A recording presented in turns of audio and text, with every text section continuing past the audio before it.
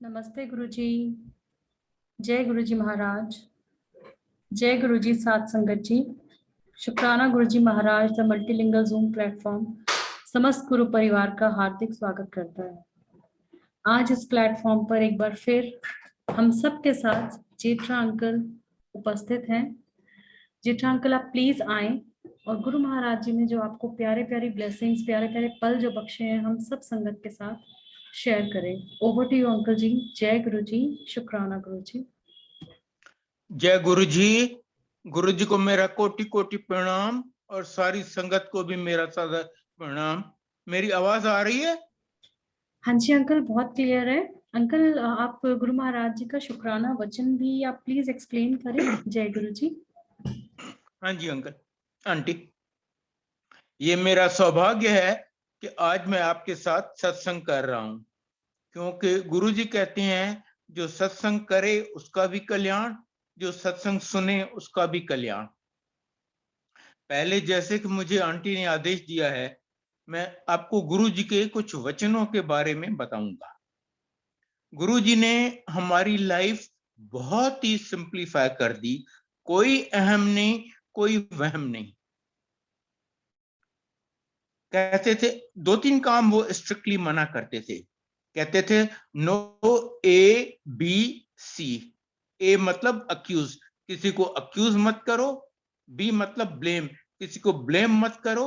और किसी को क्रिटिसाइज मत करो। ना किसी को अक्यूज करो, ना ब्लेम करो, ना क्रिटिसाइज करो। और निंदा के लिए एकदम मना करते थे। कहते थे अगर आप किसी की निंदा करते हो ना, तो आप उससे बड़ा उपकार उस पर कर ही नहीं सकते। आप उसके सारे पास्ट, प्रेजेंट और फ्यूचर जन्मों के सब कुकर्म पाप अपने ऊपर ले लेते हो। इसलिए कभी किसी की निंदा मत करो। कहते थे बस अपना मन साफ रखो। अगर आपका मन साफ है तो नलके का पानी भी गंगा जल है आपके लिए।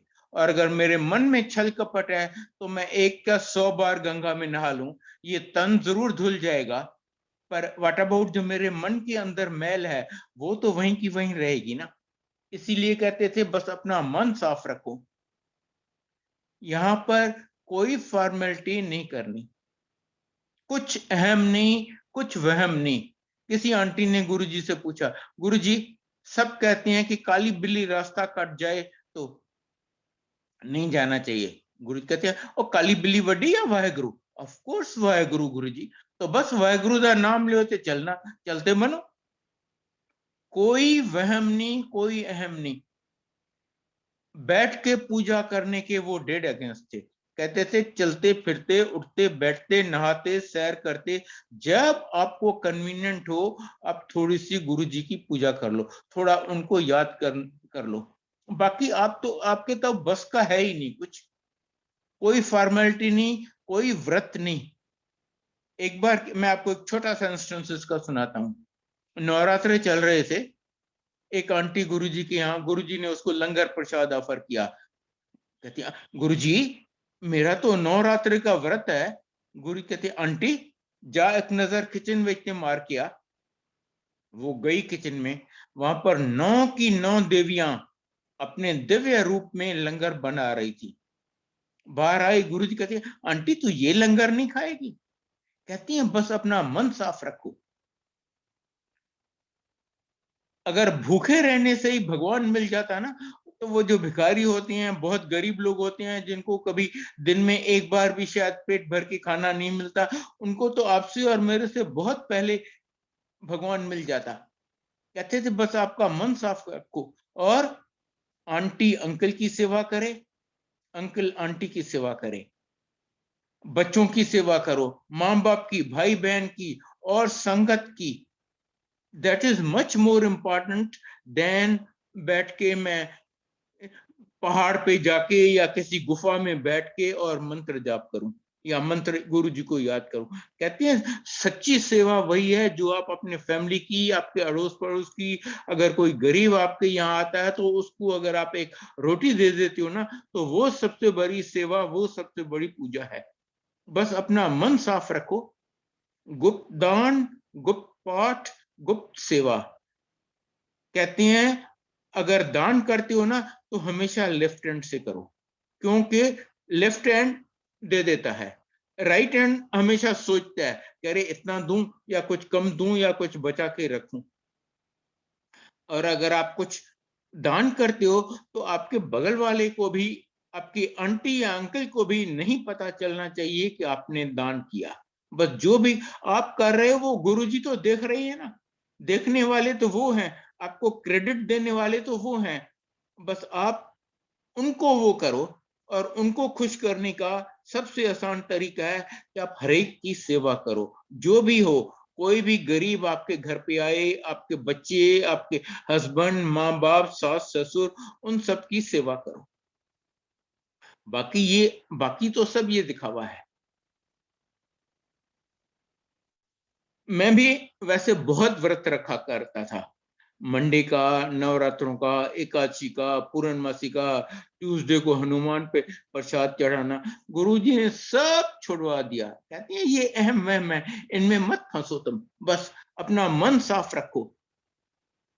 अगर कोई आपके साथ गलत करता है, अगर कोई आपको गाली भी देता है ना, आप चुप करो, आप फिर भी उसको ब्लेस करो, उसको उसके किए की सजा देना वो मेरा काम है, मैं उसको देख लूंगा।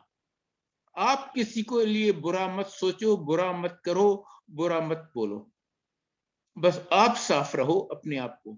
दिस इज द बेस्ट जो हमने गुरुजी से, हमारी पूरी जिंदगी गुरुजी ने हम चेंज कर दी। नहीं तो हम भी, आपको पता ही है हम इंसान कैसे हैं, हम तो रोज पता नहीं कितने कुकर्म, कितने गलत काम करते रहती हैं। गुरुजी ने कहा बस अपना मन साफ रखो, और कुछ करने की जरूरत नहीं है।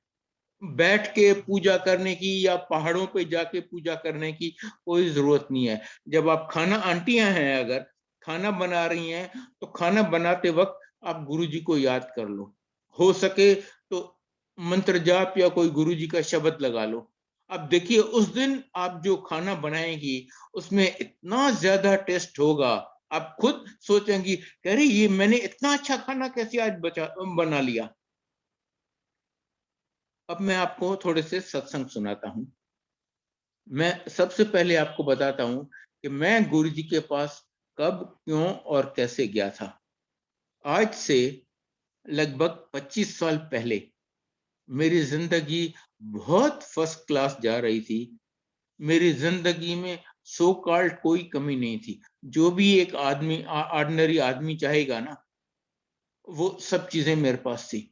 मैं इंजीनियर हूँ, भारत सरकार यानी गवर्नमेंट ऑफ इंडिया का एडवाइजर था, काफी अच्छी पोस्ट होती है। मेरी आंटी यानी मेरी वाइफ डॉक्टर है, वो दिल्ली में सेंट्रल गवर्नमेंट हेल्थ स्कीम में चीफ मेडिकल ऑफिसर इंचार्ज थी। 100 से ज्यादा डिस्पेंसरीज हैं, उसमें से एक की वो इंचार्ज थी। 2 बेटे, बड़ा बेटा 24 साल का, वो इंजीनियर, गवर्नमेंट ऑफ इंडिया में ऑफिसर, कंप्यूटर इंजीनियर था। छोटा बेटा इंजीनियरिंग कंप्लीट करने वाला था। एक बिटिया मैरिड, वेल सेटल्ड। मेरा ऑफिस मुझे बहुत बिजी रखता था, कुछ इधर उधर धर्म वरम का काम वाम मैं नहीं करता था, बस मैं बिजी था। ठीक है, बहुत बढ़िया चल रहा है। हाँ, मेरी जिंदगी में एक बहुत बड़ी कमी थी, मेरा कोई गुरु नहीं था। पर तब मुझे इतनी अकल नहीं थी कि जिंदगी में गुरु का होना कितना जरूरी है। कहते हैं गुरु के बगैर गत नहीं है, पर तब मुझे इतनी अकल नहीं थी। अचानक मेरी जिंदगी में एक ऐसा भयंकर तूफान आया, यूं समझिए मेरी पूरी दुनिया उजड़ गई। बड़ा बेटा computer engineer, government of India में ऑफिसर। एक दिन उसकी ऑफिस में कोई मीटिंग थी जिसमें उसको लंच मिलना था। बाय चांस वो मीटिंग पोस्टपोन हो गई, तो उसको लंच नहीं मिला। वैसे ये घर से लंच ले जाया करते था, उस दिन नहीं लेके गया था, तो उसने कैंटीन में डोसा खा लिया। इसका थोड़ा पेट खराब हो गया, लूज मोशंस और स्टमक की। भागा मम्मी के पास, मम्मी ने इसको दवाई दी, काफी कम हो गया, पर कुछ ज्यादा ही लंबा चला। तो मम्मी के कलीग्स ने उसको सजेस्ट किया कि इसका एक अल्ट्रासाउंड करवा लो। उसने अल्ट्रासाउंड करवाया, पता चला राइट किडनी के ऊपर एक छोटा सा लंप है। डॉक्टर्स ने कहा, स्पेशलिस्ट ने कहा, नहीं नहीं कोई घबराने वाली बात नहीं है, वेल एनकैप्सूल्ड है। पर फिर उन्होंने कहा नहीं अच्छा, why take a chance, operation करके इसको हटा ही देती हैं, to be on the safe side. उसका जब ऑपरेशन हुआ, उसका जब रिजल्ट आया, यूं समझी हमारी पूरी दुनिया उजड़ गई। कहते हैं जी ये तो तब तक काफी फैल गया था और ये बहुत बुरे टाइप का कैंसर था। अब हम इसकी 9 महीने कैंसर केमोथेरेपी करेंगे, बहुत स्ट्रांग डोजेस, पर ठीक होता है या नहीं हम कुछ नहीं कह सकते। हमने उसका एक सैंपल अमेरिका में भेज के यूएसए में वहां पर टेस्ट करवाया, एक sample Tata memorial hospital Bombay में, जो कि इंडिया का सबसे पुराना और कैंसर का सबसे बढ़िया हॉस्पिटल है। हमें हर जगह से जवाब मिल गया। टाटा मेमोरियल हॉस्पिटल के हेड ने यहां तक कहा, कहता है ये कैंसर तो 3-4 साल के बच्चे को होता है और वो हमेशा मर जाता है, इसको पता नहीं कैसे इस उम्र में हुआ है, अनहर्ड ऑफ, और इस कैंसर का मेडिकल साइंस में कोई जवाब नहीं है, आप बेटे को भूल जाइए। इनफैक्ट वार्न किया, कहता है कुछ मत करो, कोई चांस नहीं है कि आप इसे बचा सको, और ये जितने दिन जिंदा रहा ये भुगतेगा, इसके साथ आप भुगतेंगे। अकलमंदी है कि जितना जल्दी जाता है जाने दो। अब समझ सकते हैं 24 साल के बेटे के लिए ये सुन के हमारी क्या हालत हुई होगी। तब गुरुजी ने हम पर असीम कृपा करके हमें अपनी शरण में बुला लिया। ये मैं इसलिए कह रहा हूं कि इस द्वार पे पहली बार हो, 10वीं बार या 100वीं बार, अब तभी आ सकते हैं जब गुरुजी आपको बुलाएं। अपनी मर्जी से या किसी के कहने से कोई नहीं आ सकता, और गुरुजी को बुलाने के बहुत बहुत तरीके हैं। अब देखिए हमें वो कैसे बुलाते हैं। मैंने आपको बताया सेंट्रल गवर्नमेंट हेल्थ स्कीम की दिल्ली में 100 से ज्यादा डिस्पेंसरीज हैं। मेरी आंटी की ट्रांसफर गुरुजी ने एक से दूसरी डिस्पेंसरी में करवाई। एक और लेडी डॉक्टर की भोपाल से 2-3 महीने के लिए उस डिस्पेंसरी में ट्रांसफर करवाई। एक दिन ये बातें कर रही थी तो उसकी कलीग ने कहा, कहती है कलीग को इसने बताया कि ये प्रॉब्लम है। उसकी कलीग ने कहा, अरे एक गुरुजी हैं, आप उनके यहाँ चलोगे? और सच मानिए हमें गुरुजी में कोई विश्वास नहीं था। मैं इंजीनियर हूं, मेरी आंटी डॉक्टर, दोनों बेटे इंजीनियर।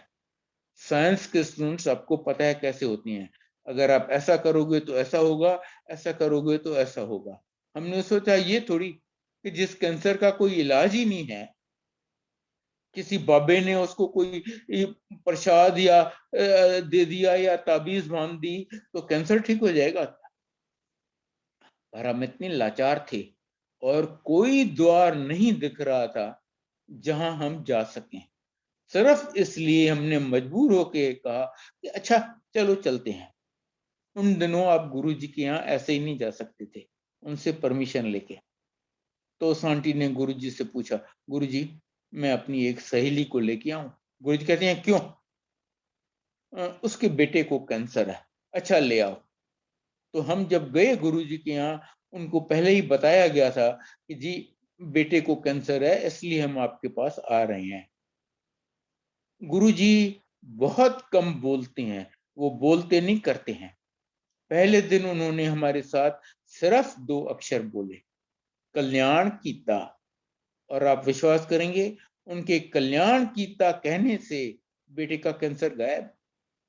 सीटी स्कैन करवाया तो डॉक्टर्स दंग रह गए, कहते हैं ये कैंसर तो कभी जाता ही नहीं, सवाल ही नहीं पैदा होता, पर इसके शरीर में कैंसर का नामो निशान नहीं है। ये कैसे हुआ हमारी समझ से बाहर है, पर हुआ है। फिर गुरुजी कहने लगे मुंडे दा ब्याह कर लो, मुंडे दा ब्याह कर लो। ऑफ कोर्स उसकी उम्र भी थी और कौन माँ बाप नहीं चाहेगा कि बेटे की शादी हो, पर आप में से कुछ लोग तो कम से कम जानते होंगे कि कैंसर आपका एक बार ठीक हो भी जाए ना, फिर होने का काफी खतरा रहता है। इसलिए कहीं बात नहीं बन रही थी। हमने अपना पूरा दम लगा लिया, बहुत अच्छे अच्छे प्रपोजल्स आए, सब बातें दोनों फैमिलीज को ठीक लगी। एंड में जब उनको बताते तो भाई देखो आज ये गुरुजी की कृपा से ठीक है, पर इसको कैंसर हो चुका है, अच्छा जी राम राम, बस।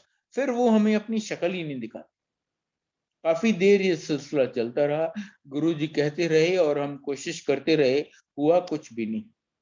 आखिर एक दिन जब फिर उन्होंने मेरी आंटी को बोला, ओ मुंडे दा ब्याह कर ले, कहती है गुरुजी लड़की भी आप ही दिलाइए। क्योंकि तब हम समझ गए थे कि ये काम हमारे बस का नहीं है। गुरु कहते हैं ठीक है, तो अनु पंजाबी कुड़ी दिलावांगे, हम सिंधी हैं। तो हमने कहा गुरुजी पंजाबी लड़कियों की तो प्रपोजल्स ही नहीं आएंगी हमारे पास, वो सोचेंगे कि ये तो सिंधी लड़की ढूंढ रहे होंगे, बिगनिंग कैसे होगी, एक ऐड दे दें न्यूज़पेपर में, क्या करें। कहते नहीं नहीं, चुप करके बैठ जाओ, घर बैठे कुड़ी आ जाएगी। जैसे कुड़ी कोई खिलौना है कि घर बैठे आ जाएगी। खैर हमारी कोशिश से तो वैसे भी कुछ नहीं हो रहा था, हम भी चुप करके बैठ गए। लगभग 1 साल बीत गया। एक दिन फिर बेटा कैंटीन में बैठा था, तो कोई लड़की आई उसके पास, अच्छी खासी, computer engineer, very good family, father government of India में बहुत सीनियर ऑफिसर। आके पहले तो इसके किसी कलीग के बारे में पूछा। कहती है लास्ट टाइम जब मैं यहाँ पर आई थी ट्रेनिंग के लिए, तो मैंने सो एंड सो के अंडर ट्रेनिंग की थी, वो कहीं दिख नहीं रहा। इसने कहा नहीं जी, वो तो ये ऑफिस छोड़ के चला गया है। किसी कारण से वो 2-3 दिन बाद फिर उससे मिली, 2-3 दिन बाद फिर मिली, और एक दिन वो इसको कहती है तो मेरे पेरेंट्स आपके पेरेंट्स से मिलना चाहते हैं मैट्रिमोनियल के लिए। वो खुद कहती है इसको, इसने सबसे पहले बताया देखो आज मैं गुरुजी की कृपा से ठीक हूं, पर मुझे बहुत खतरनाक टाइप का कैंसर हो चुका है, मैं सच्चाई तुमसे छुपाऊंगा नहीं। आप इतनी बड़ी बात कैसे छुपाएंगे। अब गुरुजी की लीला देखिए, उस लड़की का मामा कैंसर में मर चुका था, उसको पता था कि इसको फिर कभी भी कैंसर हो सकता है, इनफैक्ट काफी अच्छे चांसेस हैं होने की, और उसने या उसके परिवार ने कभी गुरुजी का नाम भी नहीं सुना था, मिले नहीं थे, फिर भी वो कहती है कोई बात नहीं। उसके पेरेंट्स हमारे यहाँ आए, प्रपोज किए, दोनों फैमिलीज को सब बातें ठीक लगी। हमने फिर उनको बताया तो भाई देखो इसको बहुत खतरनाक टाइप का कैंसर हो चुका है। कहते हैं हाँ हाँ बेटी ने हमें बता दिया है। हमने कहा भाई हमारी तरफ से तो सब ठीक है, पर जो हमारी हिस्ट्री है, हमारा फाइनल डिसीजन गुरुजी लेंगे। कहते हैं ठीक है, आपको जिससे पूछना है पूछ लो। हमने गुरुजी को बताया, गुरुजी ये प्रपोजल आया। कहते हैं हाँ कर लो भैया। और जैसे उन्होंने लगभग 1 साल पहले कहा था, घर बैठे पंजाबी कुड़ी आ गई। कुछ टाइम बाद इन्होंने सोचा अपनी फैमिली बढ़ाई जाए, कोई भी मैरिड कपल चाहेगा। पता चला लड़की को 3 प्रॉब्लम्स हैं, माइनर थैलेसीमिया, हाइपोथायराइडिज्म और पॉलीसिस्टिक ओवेरियन डिजीज। डॉक्टर्स कहती हैं इसके मां बनने के चांसेस सिर्फ 25% हैं, और कैंसर वाले आदमी को कभी बच्चा हो ही नहीं सकता। दोनों को मिला के कोई चांस नहीं है कि इनको अपना बच्चा हो जाए, भूल जाओ, किसी को गोद ले लो। लगभग 3 साल इन्होंने पता नहीं कितने स्पेशलिस्ट कंसल्ट किए, किसी ने 1% भी उम्मीद नहीं दिखाई, सब ने जवाब दे दिया। 31 दिसंबर 2005 को गुरुजी बड़े मंदिर में न्यू ईयर्स ईव सेलिब्रेट कर रहे थे। तब वो अपने हाथों से प्रसाद दिया करते थे। उस दिन मोतीचूर के लड्डू थे। जब मेरी बहू को दिए, mind you, without our telling even one word to Guruji, मेरी बहू को जब प्रसाद दिए, बोले ले तेनू दवाई देती, वो मोतीचूर का बूंदी का लड्डू। अराउंड 15 जनवरी उसको पता चला कि वो पेट से है। लगभग 1 हफ्ता बीता। गुरुजी की संगत से कोई अनजान आंटी, जिसको वो जानती भी नहीं है, कभी मिली नहीं है, इवन नाम नहीं पता, आके इसको कहती है कि गुरुजी ने मुझे सपने में कहा है कि तुम्हें जुड़वा बच्चे हैं। और आप जानते हैं गुरुजी के सपने सपने नहीं होते, हकीकत होती हैं। अब कंसीव करने के एक हफ्ते बाद तो दुनिया का बेस्ट डॉक्टर या अल्ट्रासाउंड एग्जाम आपको नहीं बता सकता कि जुड़वा बच्ची हैं या एक है। वो आंटी आके कहती है कि गुरुजी कहते हैं इसको जुड़वा बच्ची हैं। 24 फरवरी 2006 महाशिवरात्रि का दिन, मेरी बहू को कंसीव किए लगभग 1.25 महीना हुआ था। सवेरे सवेरे उसको सीवियर हेमरेज हो गया। उसने अपनी डॉक्टर को फोन किया। डॉक्टर कहती है ऑब्वियसली मिसकैरेज हो रहा है, तुम एकदम बेड रेस्ट लो, एकदम मतलब एकदम, इवन वॉशरूम तक मत जाओ, बेड पेन यूज करो, मुझे दिखाने भी मत आओ, मेरे करने लायक कुछ भी नहीं है, और जो तुम वहां से यहां तक आओगी तुम्हारा केस और बिगड़ेगा, आगे तुम्हारी किस्मत। अगेन गुरुजी की लीला देखिए। महाशिवरात्रि का दिन, शाम को बड़े मंदिर में साल का second most important function, most important है 7 जुलाई गुरुजी का बर्थडे, और ये Mahashivratri second most important function for the first time, और जहां तक मुझे पता है ओनली टाइम अभी तक। ऑर्गेनाइजर्स ने सोचा अरे यहाँ तो हजारों अंकल आंटियां होंगे, हर एक कहेगा गुरुजी की आरती मैं करूं, हम किसको हाँ बोले किसको ना बोले, चलो आज गुरुजी की आरती आंटियों से करवाते हैं और लॉटरी डालते हैं कि गुरुजी की आरती कौन कौन करेगा। जब लॉटरी डाल रहे थे मेरी आंटी ने अपना तो नाम डाला, बहू का भी डाला, बेटी का भी डाला। बहू बेटे ने हमें बताया नहीं था कि बहू की क्या हालत है, पता था कुछ कर तो सकेंगे नहीं, खाम खा का उनको भी टेंशन हो जाएगा। और जब लॉटरी का रिजल्ट निकला, जो गुरुजी की मर्जी, मेरी आंटी का नाम नहीं निकला, बेटी का नाम नहीं निकला, बहू का नाम निकला कि वो गुरुजी की आरती करेगी। हमने उसको फोन किया, अरे कहाँ हो तुम, जल्दी आओ, तुम उन भाग्यशाली में से हो जो आज गुरुजी की आरती करेंगी। उसकी आस्था देखिए। फिर भी उसने हमें नहीं बताया कि उसकी क्या हालत है। कहती है मुझ में बिस्तर से उठने की शक्ति नहीं थी, सारा दिन बिस्तरे पे रही थी, बेड पेन यूज किया था, पहली बार वो बिस्तरे से उठी, तैयार हुई। वो गाजियाबाद में रहते थे, गाजियाबाद से बड़े मंदिर 45 किलोमीटर की ड्राइव के बाद पहुंची, गुरुजी की आरती की और वापस घर गई। बहू बेटा कहते हैं हमें 15 दिन डॉक्टर के पास जाने की हिम्मत नहीं पड़ी, कि तुम बेवकूफ हो, मैं तुम्हें कहती हूँ वॉशरूम तक मत जाओ और तुम 90 किलोमीटर ड्राइव करती फिरती हो, पागलपन नहीं तो क्या है। 15 दिन बाद जब वो गई डॉक्टर के पास, डॉक्टर ने उसे एग्जामिन किया, उसका रंग उड़ गया।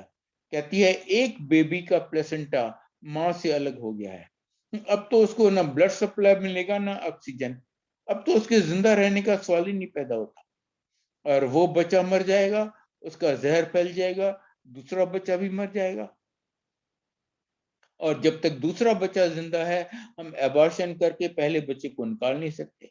अब तो भूल जाओ इस प्रेगनेंसी को, कोई चांस नहीं है, कोई कुछ नहीं कर सकता। पर गुरुजी तो कहते हैं ना, मैं शुरू वहां पर होता हूं जहां आदमी की सोच या मेडिकल साइंस खत्म होती है।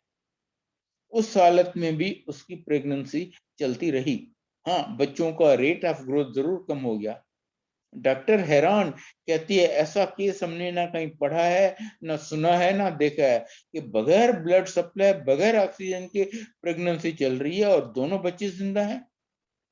उसने 15 जनवरी के अराउंड कंसीव किया था, 22 अक्टूबर को ड्यू थी। गुरुजी ने 2 बार सपने में आके मेरी बहू को बता दिया कि उसकी डिलीवरी 21 सितंबर को होगी, 1 महीना 1 दिन पहले। और 21 सितंबर को उसने जुड़वा बच्चे डिलीवर किए, लड़का और लड़की। एक के माथे पे ओम, दूसरे के हाथ पे त्रिशूल। गुरुजी कहते हैं ये ऐसे वैसे बच्चे नहीं हैं, ये शिव जी के बच्चे हैं। नामकरण गुरुजी ने किया और नाम रखे अर्जुन और गौरी, जो शिव जी और माता पार्वती के दूसरे नाम है। मेरे बेटी को कहते हैं देखो मैंने एक झटके में तुम्हारी फैमिली कंप्लीट कर दी, इवन मेरे से तुम्हें कभी कुछ मांगना नहीं पड़ेगा। जब तुम मांगना तो छोड़िए, मैंने आपको बताया कैसे हुए। हमने गुरुजी को कभी बताया तक नहीं कि गुरुजी ये प्रॉब्लम है, कुछ मेहर कीजिए। वो जानी जान, मैं क्या बताऊंगा उनको। और मेरी आंटी को कहती है, आंटी कदी वेख्या है, कदी सुनिया है, कैंसर वाले बंदे नु बचा हो जाए, मैं तेरी डॉक्टरी फेल कर देती। ये हैं हमारे गुरुजी, साक्षात महाशिव, दी अल्टीमेट, जिनके ऊपर कोई भी नहीं है। गुरुजी कहते हैं, मैं अपनी मर्जी से आता हूं, अपनी मर्जी से जाता हूं। कभी सुना है आपने कि कोई ऐसा कहे? और कहते हैं, मैं आता हूं सिर्फ जो मेरे पता नहीं कितने जन्मों से भगत रह चुके हैं उनको इकट्ठा करने, उनको कल्याण करने के लिए। यहाँ पर कोई नया पुराना नहीं है। ये मत सोचिए कि अगर आज आप पहली बार आ रहे हैं गुरु जी के यहाँ तो आप आज से जुड़े हैं। आपको पता ही नहीं आप कितने जन्मों से उनके साथ हैं। कोई आंटी आई गुरु जी को कहती है, गुरु जी आज तो मुझे ब्लेस कर दीजिए। गुरु जी कहते हैं, मैंने तो तेरे को 300 साल पहले भी ब्लेस किया था। अब बताइए 300 साल में कितने जन्म बीत गए, आपको पता है या मुझे पता है? इसलिए यहाँ पर कोई नया पुराना, छोटा बड़ा, हिंदू मुसलमान क्रिश्चियन सिख कुछ भी नहीं है। जैसे एक माँ के लिए सब बच्चे बराबर होते हैं, पर हाँ, जो बच्चा कमजोर होगा, रोज बीमार पड़ता होगा, माँ उसका बहुत ज्यादा ख्याल रखेगी, टॉनिक भी उसको देगी, दवाई भी उसको देगी, खाना भी उसको ज्यादा अच्छा देगी, दूसरे बच्चे को छोड़ देगी। ये नहीं कि दूसरा बच्चा उसको प्यारा नहीं है, पर जिसको जब जितनी जरूरत है, गुरुजी भी वही करते हैं। अब मैं आप लोगों से ज्यादा गया हुआ था, गुजरा था, तो इसीलिए गुरुजी ने मुझे पहले बुला लिया और मुझे ब्लेस करते जा रहे हैं। आज मेरे पास जो भी है, जो भी मैं हूं, सब गुरुजी का दिया हुआ। बार बार मुझे बिन मांगे, बिन एक अक्षर बताए इतना दिया है, इतना दिया है। मुझे तो पता नहीं कितनी बार न्यू लाइफ दी है, जिसमें से एक बार तो आज से कोई 18-19 साल पहले मैं मर गया था। एम्स ने मुझे डेड डिक्लेयर कर दिया था, गुरुजी ने जिंदा कर दिया। कौन सी बड़ी बात है? मैं आपको वो इंस्टेंस सुनाता। अर्ली 2004 में मुझे थोड़ी हार्ट की प्रॉब्लम हो गई, मेरा सांस उखड़ जाता था। एक आध स्पेशलिस्ट को दिखाया, कहते हैं जी एंजियोग्राफी करवा लो, हो सकता है बाईपास ऑपरेशन करवाना पड़े या कम से कम स्टेंट डलवाना पड़े। मैं दिल्ली में रहता था, मैंने बत्रा हॉस्पिटल में अपॉइंटमेंट ले ली एंजियोग्राफी की, और उसके बाद गुरुजी को बताया। माइंड यू कुछ मांगा नहीं, ऐसे ही बताया, गुरुजी मैं बत्रा हॉस्पिटल में एंजियोग्राफी करवाने जा रहा हूँ। कहते हैं नहीं नहीं नहीं, बत्रा में नहीं, तू एम्स में करवा।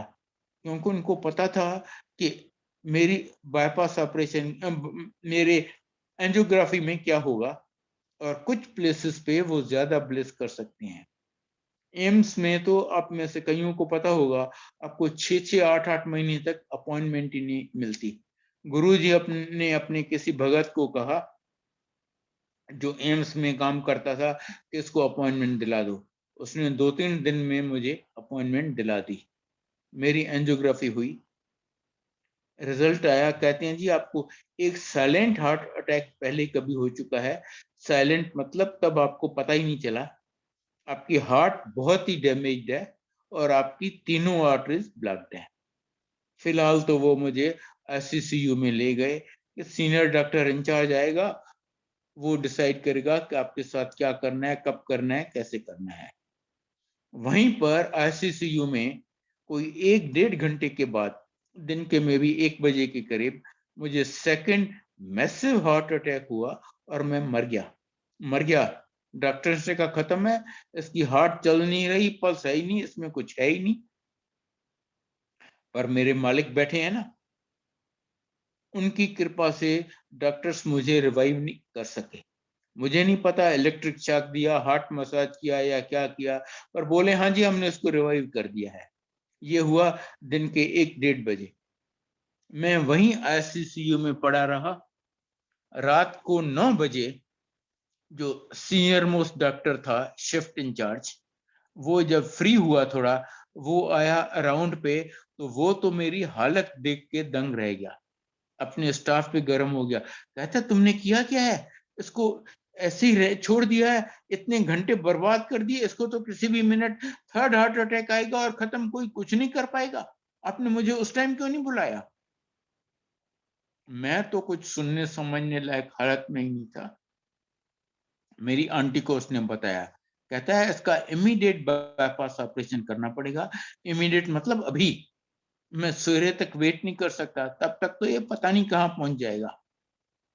और आजकल तो बाईपास ऑपरेशन मामूली बात हो गई है, हर हॉस्पिटल में रोज पता नहीं कितने होते रहते हैं। पर जो इसकी हालत है, काफी रिस्क है, हो सकता है ये ऑपरेशन टेबल पे खत्म हो जाए और मैं कुछ नहीं कर पाऊं। अगर आप रिस्क लेने को तैयार हो तो मैं ऑपरेशन करूंगा, वरना इसको किसी भी मिनट थर्ड हार्ट अटैक आएगा and that will be the end. अब ऐसे फंसे समझ नहीं आए क्या करें। मेरी आंटी ने किसी संगत के थ्रू गुरुजी को मैसेज भेजा, गुरुजी अंकल आईसीयू में है और डॉक्टर ऐसे कह रहा है, समझ नहीं आता हम क्या करें। गुरुजी कहते हैं क्या है, डॉक्टर तो चीरेगा फाड़ेगा ही, अंदर जो करना है वो तो मैं करूंगा, करवा लो ऑपरेशन। अब ये सुनने के बाद तो कोई गुंजाइश ही नहीं रही। इस प्रोसेस में लगभग 2 घंटे लग गए। रात को 11 बजे मेरी आंटी ने डॉक्टर को क्लियरेंस दिया, कहती है तेरे को जो करना है कर ले। वो बेचारा सवेरे 9 बजे से ड्यूटी पे था, रात को 11 बजे मुझे ऑपरेशन थिएटर में ले गया। 6.5 घंटे मेरा ऑपरेशन चला। जैसे ही मुझे वापस आईसीयू में ले आए, देखा अंदर आर्टरी बस्ट हो गई है। फिर ऑपरेशन थिएटर में ले गए, फिर खोले, फिर 1.5-2 घंटे इनको जो करना था किया। इस ऑपरेशन के बाद नॉर्मली लोग 1-1.5 दिन आईसीयू में रहते हैं, 3-4 दिन हॉस्पिटल में। मैं 1 हफ्ता आईसीयू में था with every possible life support system, pacemaker, oxygen, पता नहीं क्या क्या। जहां वो एक सिस्टम हटाते, पहले तो हमको वार्न करते कि don't think he is out of danger, और जैसे ही वो हटाते मैं फिर क्रिटिकल हो जाता। 1 हफ्ता आईसीयू में रहा, 3 हफ्ते हॉस्पिटल में रहा, बार बार कॉम्प्लिकेशंस हो जाती, मुझे 2 बार फिर एडमिट होना पड़ा एज इंडोर पेशेंट। मेरे लंग्स इतने कमजोर हो गए थे कि 3 महीने मैं एक अक्षर नहीं बोल सका, एक अक्षर नहीं बोल सका 3 महीने में। 3 महीने मैं सीधा बैक पे लेटता था, मुझे करवट बदलने की इजाजत नहीं थी। वो 3 महीने जो मैंने और मेरी फैमिली ने सफर किया है ना, आप सोच नहीं सकते। पर ये 18-19 साल पहले की बात है। आज मैं आपके सामने हूं, भला चंगा, एकदम फर्स्ट क्लास। अच्छा, एक और चीज मैं आपको छोटी सी बताता हूँ।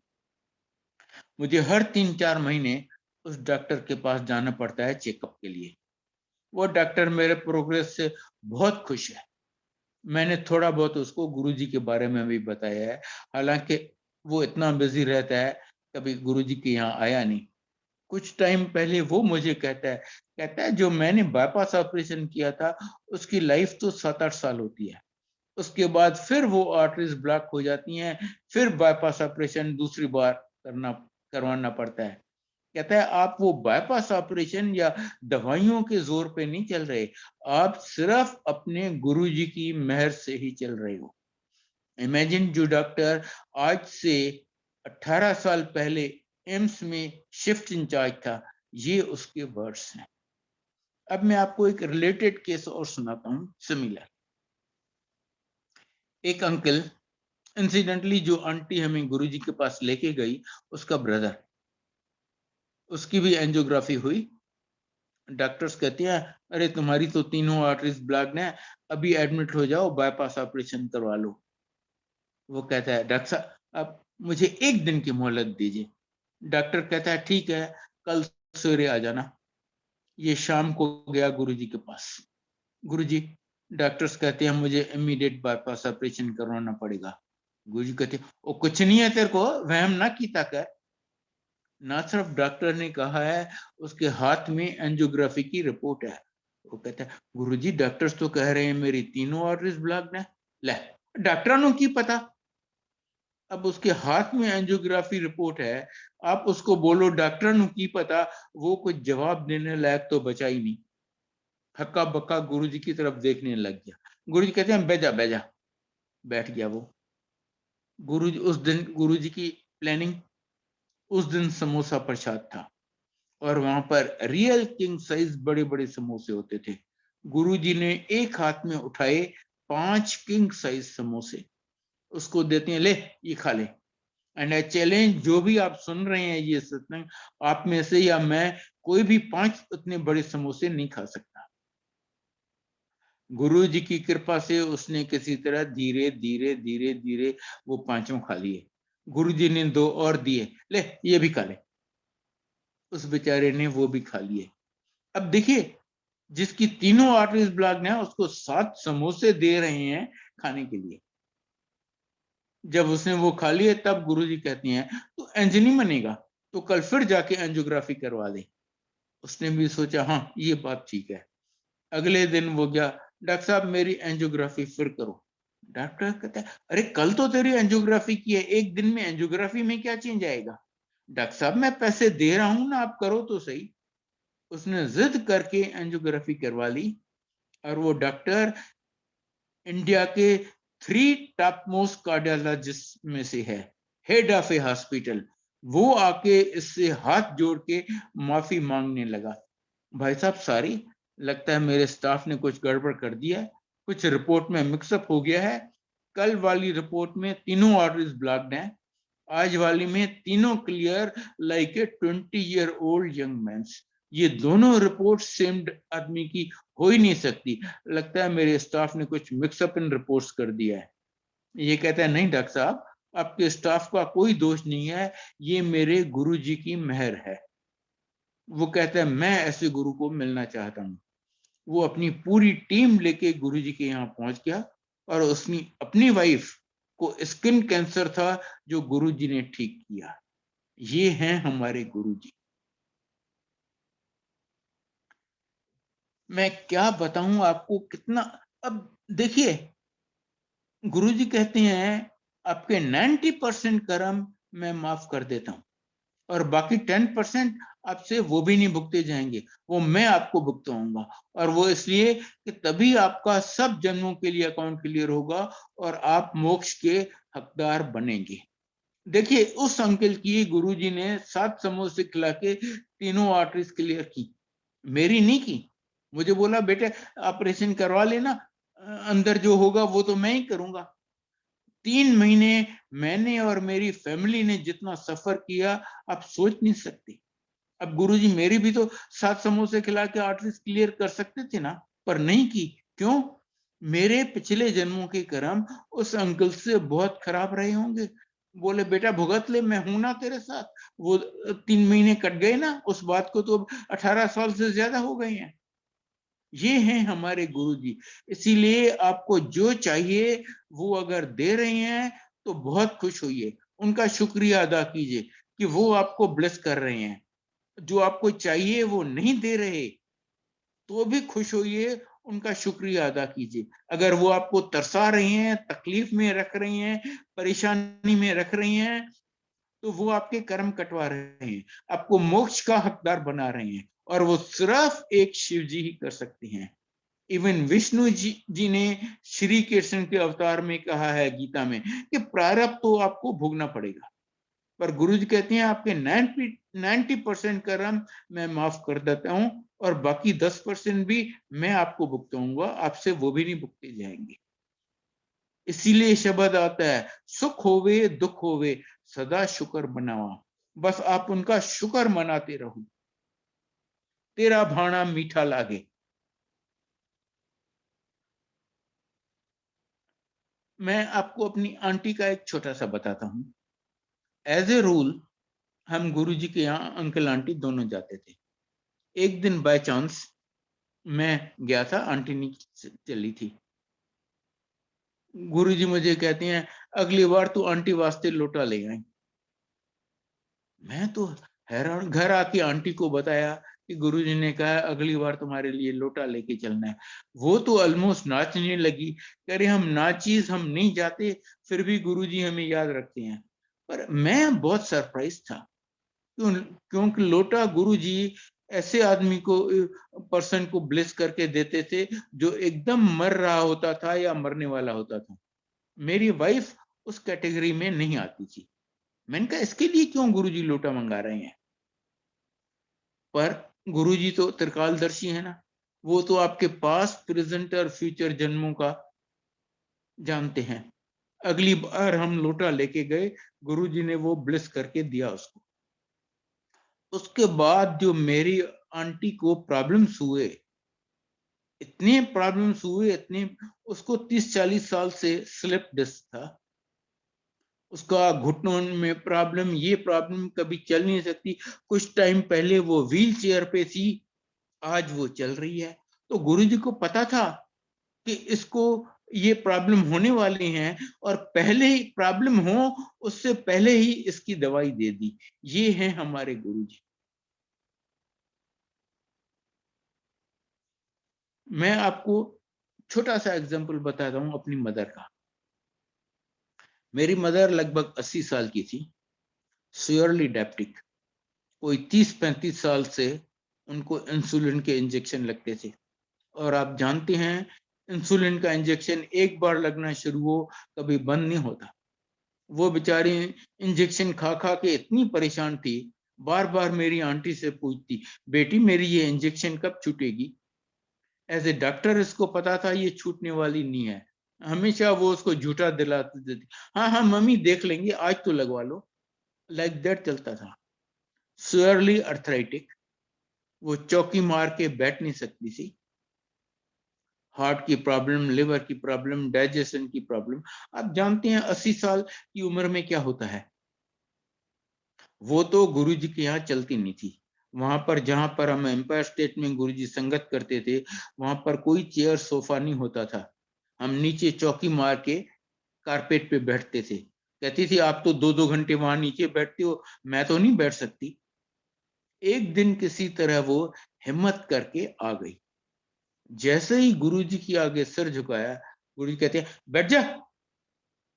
वो तो दंग रह गई कि मैं पहली बार आ रही हूं और ये तो जैसे मुझे डांट रहे हैं। पर गुरुजी जो भी करते हैं ना, हमारे भले के लिए। जब उन्होंने रोब से उसको बोला ना बैठ जा, वो चौकी मार के वहीं बैठ गई। 1-1.5 घंटे के बाद जब वो उठी, कहती अरे आज मैं चौकी मार के कैसे बैठ गई, मैं तो चौकी मार के बैठ ही नहीं सकती। और उनके बैठ जा कहने से उसकी अर्थराइटिस खत्म। अगले दिन से उसने घर में चौकी मार के बैठना शुरू कर दिया। फिर गुरुजी की प्लानिंग, उस दिन बर्फी प्रसाद था, और गुरुजी जो एक हाथ से हमें प्रसाद देते थे ना, हमारे दोनों हाथों में नहीं आता था। मुट्ठी भर के गुरुजी ने उसे बर्फी प्रसाद दिया। वहां हम प्रसाद बाहर जाके खाते हैं, तो उसने सोचा अरे मुझे तो डायबिटीज है, रोज इंसुलिन के इंजेक्शन लगती हैं, मैं कैसे इतनी बर्फी खाऊंगी। प्रसाद है उसने जरा सा चख लिया, बाकी रुमाल निकाल के पर्स में रख दिया और आके चुपचाप अपनी जगह पे बैठ गई। पर गुरुजी तो जानी जान है, वो तो आपके मन की हर बात जानते हैं, आपके पास्ट, प्रेजेंट और फ्यूचर जन्मों का सब जानते हैं। 2 मिनट बाद गुरुजी उसको फिर बुलाते हैं, पहले से ज्यादा बर्फी देती है, कहते हैं ये यहीं खानी है। ये कहती हाय राम, आज तो मैं फंस गई। बगल में एक आंटी से बात की, दूसरी से की, तीसरी से की, अरे मुझे तो डायबिटीज है, मुझे तो इंसुलिन के इंजेक्शन लगती हैं रोज, मैं कैसे इतनी बर्फी खाऊंगी। सबने कहा देखो अगर यहाँ खाते हो तो ये आपकी दवाई है, अगर आप घर जाके खाते हो तो ये मिठाई है। उसने बहुत डर डर के वो सारी खा ली, और रिजल्ट ये हुआ कि 8-10 दिन बाद जब वो अपने डायबिटीज एक्सपर्ट के पास गई फॉर पीरियडिक चेकअप, कहता है तुम्हारी डायबिटीज तो वेल अंडर कंट्रोल है, आज से इंजेक्शन बंद कर दो, जो कि मेडिकली इम्पॉसिबल है, बस रोज एक टेबलेट खा लिया करो। Her heart was much better, liver much better, digestion much better, thanks to Guruji. उसके बाद वो 6-8 महीने ज्यादा जिंदा रही। And she had very very comfortable time. 6-8 महीने के बाद जब उनका देहांत हो गया, मैंने एक दिन गुरुजी को बताया, गुरुजी माता जी का देहांत हो गया। कहते हैं बड़ा चंगा होया। इमेजिन, जिसकी मां मर गई है उसको कह रहे हैं बड़ा चंगा होया। Means what? वो ऊपर सचखंड में गुरुजी की शरण में पहुंच गई, और हम क्या मांग सकते हैं उनसे? ये हैं हमारे गुरुजी। यूं ब्लेसिंग लुटाती हैं, हम बहुत जल्दी रियलाइज करती हैं, अरे हमारी झोली बहुत छोटी है, इनके हाथ बहुत बड़े हैं। पर आप क्या कितना लेते हैं, डिपेंड्स ऑन यू। अब मैं आपको बताऊंगा कि उनकी ब्लेसिंग्स लेने के लिए आपको क्या करना है। नंबर 1, आपको आना है किसी फिजिकल सत्संग में, या ये जो जूम पे सत्संग हो रहे हैं आजकल। दूसरा, जब आप यहाँ आते हैं, आप सिर्फ गुरुजी के लिए आते हैं, उनसे कनेक्शन कीजिए। शब्द चल रही है तो शब्द सुनिए, सत्संग हो रहा है तो सत्संग सुनिए, समझ आए या ना आए सुनिए। जैसे आप दवाई ले आते हैं, उस पे क्या लिखा है ये तो आपको नहीं समझ आता, पर आप दवाई खाते हो ना। किसी आंटी ने गुरुजी को कहा, गुरुजी हमें तो इतनी पंजाबी आती नहीं, ये शब्द हमारी समझ में तो आते नहीं। गुरुजी कहते हैं तुम्हें समझने के लिए किसने कहा है? मैंने तो सिर्फ सुनने के लिए कहा है। आपके मन में जो क्वेश्चन, जो डाउट, जो शंका होगी, बगैर क्वेश्चन पूछे किसी शब्द से, किसी के सत्संग से आपको उसका जवाब मिल जाएगा। जो भी आपको ग्रहण करने को मिलता है वो अनमोल है, कोई उसकी कीमत नहीं लगा सकता। प्लीज एक दाना, एक बूंद भी मत बचाइए। और मोस्ट इंपॉर्टेंट, टोटल सरेंडर, विश्वास, श्रद्धा, सब उन पे छोड़ दीजिए। वो जानी जान है, वो आपके मन की हर बात जानते हैं, आपके पास प्रेजेंट फ्यूचर जन्मों का सब जानते हैं। उनको कुछ बताने की जरूरत नहीं है, कुछ मांगने की जरूरत नहीं है। गुरुजी बार बार कहते हैं, मंगो नहीं मनो। आप ये 2-3 छोटे छोटे काम कीजिए, और मैं फर्स्ट हैंड एक्सपीरियंस से आपको गारंटी दे सकता हूं कि आप जितना सोचते हैं उससे बहुत बहुत ज्यादा ले जाएंगे, बिन मांगे, बिन एक अक्षर बताए। गुरु जी के हाथ बहुत बड़े हैं, हमारी झोली बहुत छोटी है। कोई ऐसी चीज नहीं है जो आपको यहां नहीं मिल सकती, हमने सब देखा है। एब्सोल्युटली इम्पॉसिबल केसेस में बच्चे दे देते हैं। मैंने अभी आपको अपने पोते पोती का बताया, मुझे केसेस पता है जहां आंटी को बच्चेदानी ही नहीं है, या फेलोपियन ट्यूब नहीं है, उसको भी बच्चा दे दिया, कौन सी बड़ी बात है। बगैर उनकी आज्ञा के यमराज आपको छू नहीं सकता। मुझे केसेस पता है जहां एम्पायर स्टेट में संगत चल रही है, यमराज आया, वो किसी अंकल को ले जाने लगा। गुरुजी कहते हैं, देख ये मेरा भगत है, तू इसे हाथ नहीं लगाएगा। यमराज कहता है, गुरुजी आपको पता है इसका टाइम खत्म हो गया है, आज मुझे इसे ले जाने दीजिए। नहीं, आज मैं तुम्हें किसी हालत में इसे नहीं ले जाने दूंगा। और यमराज खाली हाथ वापस चला गया। मैंने अभी आपको अपना सुनाया कि मैं तो मर गया था, गुरुजी ने जिंदा कर दिया।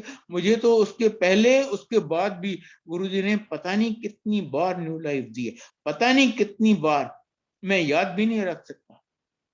अगर मेरा हॉरोस्कोप किसी अच्छे पंडित को अभी दिखाओगे ना, तो वो आप पे गर्म हो जाएगा, कहेगा मेरे से मखौल कर रहे हो, ये आदमी तो पता नहीं कितने साल पहले मर चुका है। सिर्फ गुरु जी की कृपा कि मैं आज जिंदा हूं, मैं आपके साथ सत्संग कर। जो भी आपको ग्रहण करने को मिलता है वो ग्रहण कीजिए, एक दाना, एक बूंद भी मत बचाइए, क्योंकि वो गुरु जी की ब्लेसिंग है। और मोस्ट इंपॉर्टेंट है टोटल सरेंडर, विश्वास, श्रद्धा, उन पे विश्वास रखो। गुरु जी बार बार कहते हैं, मंगो नहीं मनो। अच्छा, मैं आपको अब ये बताना चाहता हूं कि क्यों गुरु जी से नहीं मांगना चाहिए। इसके कई रीजंस हैं। नंबर 1, आप उनको मांग के छोटा करते हो, आप उनको अपनी लेवल पे ले आते हो। दूसरा, जब आप जो आप चीज मांग के लेते हो ना, वो टेम्पररी होती है, वो हमेशा आपके पास नहीं रहेगी, आपको आज नहीं तो कल वो लौटानी पड़ेगी। तीसरा, जब आप मांगोगे अपनी हैसियत अपनी औकात के हिसाब से मांगोगे, वो देंगे तो अपनी हैसियत से। कहाँ उनकी हैसियत, कहाँ मेरी हैसियत, जमीन आसमान का फर्क है। और मोस्ट इंपॉर्टेंट, आपको पता ही नहीं आप जो मांग रहे हैं वो आपके लिए अच्छा है भी या नहीं है। वो देंगे जो ना सिर्फ आपके लिए, आपकी पूरी फैमिली के लिए अच्छा है। मैं इसका भी आपको एक छोटा सा इंस्टेंस देता हूं, अपने छोटे भाई का। मेरा छोटा भाई, ये ईयर 2000 की बात है। मेरा सबसे छोटा भाई 50 साल का भी नहीं था, गांधीधाम में काम करता था, एक प्राइवेट फर्म में मैनेजर था। उसको निमोनिया हुआ। निमोनिया तो बहुत छोटी सी बीमारी होती है, कोई छोटा मोटा डॉक्टर भी आपको ठीक कर देगा। मैंने गुरुजी को बताया, गुरुजी मेरे छोटे भाई को निमोनिया हुआ है। इमीडिएट, माइंड यू कुछ मांगा नहीं, सिर्फ बताया। इमीडिएटली मुझे कहते हैं उन्हें जान दे, उन्हें जान दे। मैं तो हक्का बुक्का होके उनकी तरफ देखने लग गया। मैंने कहा मेरे बेटे को ऐसा लाइलाज कैंसर हुआ था, हमें हर जगह से जवाब मिल गया था, उसको सिर्फ कल्याण कीता कह के गुरुजी ने ठीक किया, और उसको इतनी छोटी सी बीमारी हुई है निमोनिया, कह रहे हैं उन्हें जान दे। मैं तो हक्का बक्का उनकी तरफ देखता रह गया।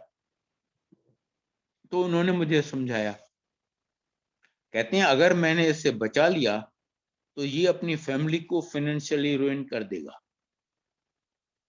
अब उस डेट को ये बात मेरी समझ से बाहर थी। अपनी फैमिली का he was the only earning member. Gandhidham में एक प्राइवेट फर्म में मैनेजर था। उसकी वाइफ हाउसवाइफ थी, नॉट वर्किंग। बेटा इंजीनियरिंग कॉलेज में था, बेटी 11वीं या 12वीं में। उसने गांधीधाम में अच्छा खासा मकान बनाया था बैंक से लोन लेके, वो लोन रीपे करना था। मैंने तो सोचा अरे ये तो अगर मर गया तो इसकी फैमिली को तो भीख मांगनी पड़ेगी। और गुरुजी कह रहे हैं कि अगर मैंने उसे बचा दिया तो वो फैमिली को फाइनेंशियली रुइन कर देगा। और 2-3 दिन में वो मर गया। आज उसका बेटा इंजीनियर है, married, well settled in Australia, Melbourne में। बेटी ने सारी पढ़ाई खत्म कर दी, married, well settled in Australia. माँ बेटे के साथ ऑस्ट्रेलिया में रह रही है।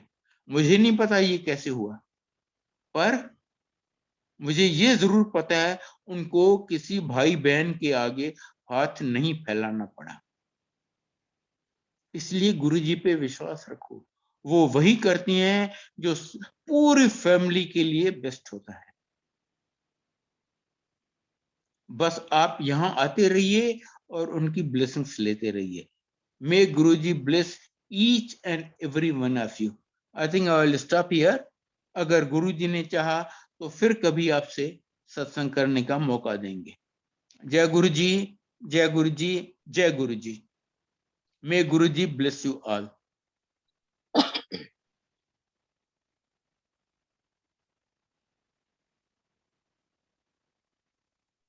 ठीक है आंटी?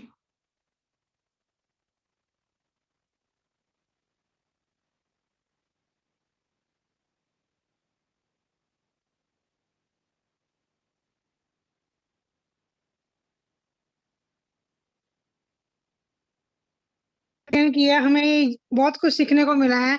गुरुजी कहते हैं no ABC, no not accuse, blame, criticise, निंदा मत करो, अपना मन साफ रखो, कुछ अहम नहीं कुछ वहम नहीं। और गुरुजी कहते हैं गुप्त दान, गुप्त पाठ, गुप्त सेवा करो। बहुत अच्छे अच्छे मैसेजेस दिए आपने अंकल। कोई आपको गाली भी दे तो आप किसी को कुछ मत बोलो।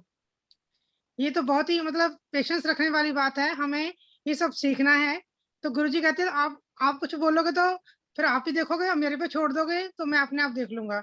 तो हमें किसी की निंदा नहीं करनी है, हम अपने ही कर्म बनाते हैं किसी की निंदा करके।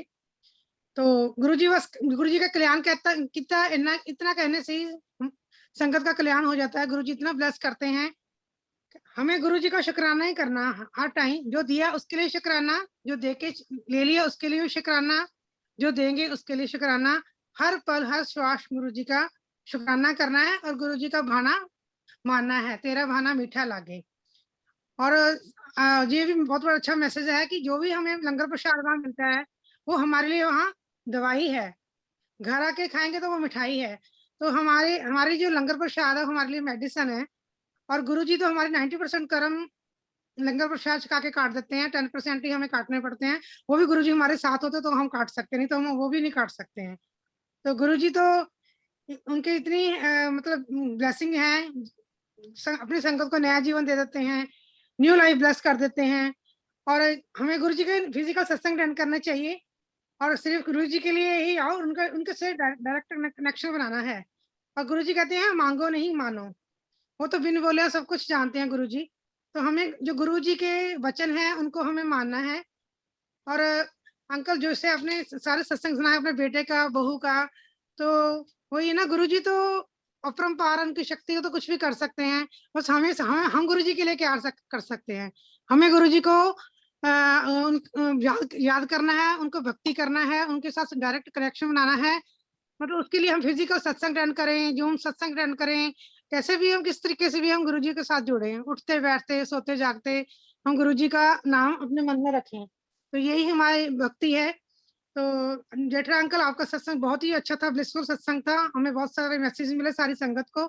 तो हम आशा करते हैं हम दोबारा भी फिर इस प्लेटफॉर्म पे आएंगे और सारी संगत को ब्लेसिंग मिलेंगी। कहते हैं गुरुजी का सत्संग सुनने वाले का भी कल्याण और करने वाले का भी कल्याण।